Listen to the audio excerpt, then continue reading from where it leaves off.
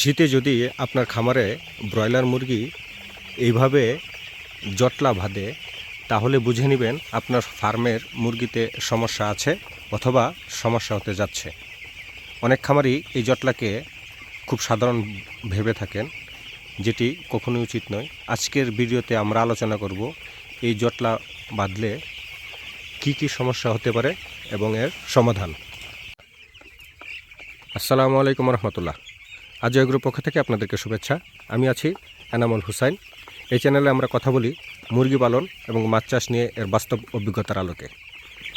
এই ভিডিওটি সম্পূর্ণ দেখলে এর সমাধান আপনারা পরিষ্কার বুঝতে পারবেন। শীতে মুরগি কেন জটলা বাঁধে? সংক্ষেপে যদি এর উত্তর দেই তাহলে শীতে মুরগি জটলা বাঁধার প্রধান কারণ হচ্ছে ঠান্ডা, বাতাস, আলো কম জায়গা অথবা অসুস্থতা। এই সমস্যাগুলোর সমাধান কি? যদি কিছু সমাধান বলি সেগুলো হচ্ছে, এক নম্বরে যেটি বলতে হয় এটি হচ্ছে পর্যাপ্ত তাপ নিশ্চিত করা ঘরে। সবচেয়ে যে বড় কারণটা সেটা হচ্ছে তাপের অভাব। ব্রয়লারের ঘরে তাপমাত্রা কমে গেলে মুরগির শরীর গরম রাখতে একসাথে জড়ো হয়ে যায় অথবা দেয়ালের পাশে গিয়ে জড়ো হয়। এখন আপনাদের যা করণীয়, ঘর গরম করতে যেই কাজগুলো করতে পারেন সেগুলো হচ্ছে ব্রুডার বা বাল্ব ঠিকভাবে বসানো, বা আমি যেভাবে দিয়েছি এভাবে ছড়িয়ে ছিটিয়ে বসানো। এক জায়গায় নয়, এমনভাবে তাপ ছড়ানো চেষ্টা করুন, মানে ঘরের যাতে তাপমাত্রাগুলো সমানভাবে ঘরে থাকে সেই চেষ্টাই করুন। পরের যে বিষয়টি সেটি হচ্ছে ঠান্ডা বাতাস বন্ধ করুন।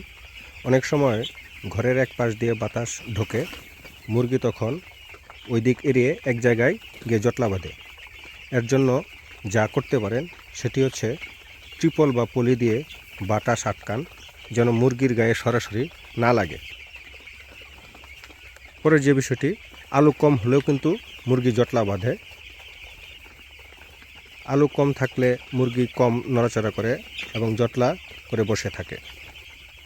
দিনে 16 থেকে 18 ঘন্টা পর্যন্ত ঘর আলো রাখুন, সন্ধ্যার পর হালকা আলো দিন। আর যদি শীতকাল হয় তাহলে সন্ধ্যার পর কয়লা বা কাঠের গুঁড়ি দিয়ে চুলা বানিয়ে এক্সট্রা করে তাপ দিতে পারেন। কাঠের গুঁড়ি দিয়ে কিভাবে চুলা বানিয়ে ঘরে তাপ দিবেন সেটির জন্য আমার একটি ভিডিও বানানো আছে। আমি এই ভিডিওটির লিংক ডিসক্রিপশন বক্সে দিয়ে দিলাম, আপনারা চাইলে এই ভিডিওটি দেখতে পারেন। মুরগি জটলা বাঁধার আরেকটি কারণ হচ্ছে জায়গা কম হলে কিন্তু আপনার ফার্মের মুরগি জটলা বাঁধবেই। অনেক খামারে শীতে জায়গা কম দিয়ে থাকে, বা অনেক খামারই জায়গা কম দিয়ে থাকে। এতে করে যে সমস্যাটি হয়, মুরগির চলাফেরার সমস্যা হয় এবং এই কারণেও কিন্তু মুরগি জটলা বেঁধে থাকে। এটির জন্য যেটি করণীয়, মুরগিকে সবসময় তার চলাচলের জন্য পর্যাপ্ত পরিমাণ জায়গা দিতে হবে। প্রতি বর্গ ফিটে বা স্কোয়ার ফিটে কখনোই মুরগি দিবেন না। স্বাচ্ছন্দ্যবোধভাবে তাকে চলার মতো জায়গা দিয়ে রাখুন। ভেজা বা ঠান্ডা লিটারের কারণেও মুরগি জটলা বাঁধে। মুরগির ঘরে ভেজা লিটার কখনোই রাখা যাবে না, এতে করে মুরগি জটলা বাঁধে। এটার জন্য যা করণীয়, মুরগির লিটার সবসময় বা প্রতিদিন 2 থেকে 3 বার আছড়িয়ে দিন বা পা দিয়ে নাড়াচাড়া করে দিন, এতে করে লিটার শুকনো থাকবে। আর যদি ভাবেন যে লিটার বেশি ভিজে গেছে তাহলে লিটার পরিবর্তন করে দিন। পরিবর্তন করার সময় একটি জিনিস মাথায় রাখবেন, কখনোই শুকনো লিটার বা ফ্রেশ লিটার আমরা যেটা বলে থাকি ধানের চিটে, এটা সরাসরি দিবেন না।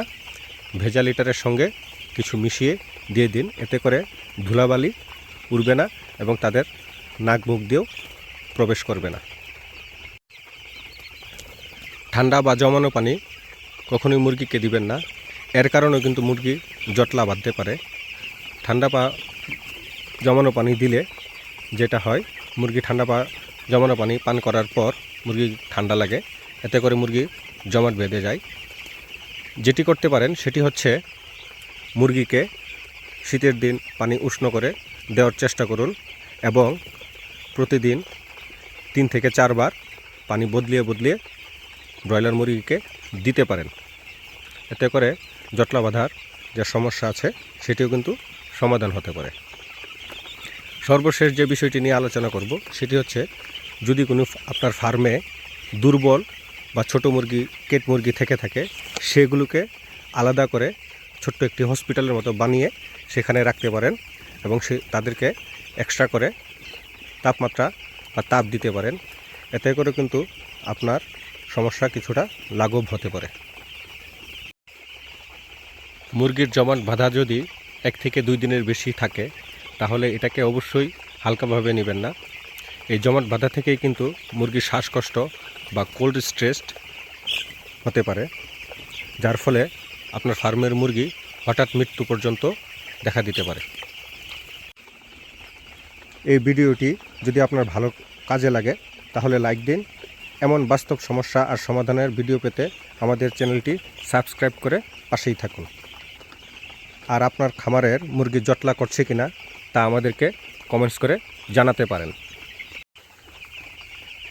ভিডিও শেষ করার আগে সর্বশেষ যে তথ্যটি আপনাদেরকে দিতে চাই সেটি হচ্ছে, অবশ্যই আপনার খামারে বা ফার্মে ঢুকে আধা ঘন্টা থেকে 1 ঘন্টা সময় দিন।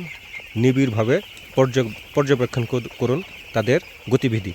তাদের গতিবিধি দেখেও কিন্তু অনেক সময় বলা যায় যে তারা সুস্থ আছে নাকি অসুস্থ।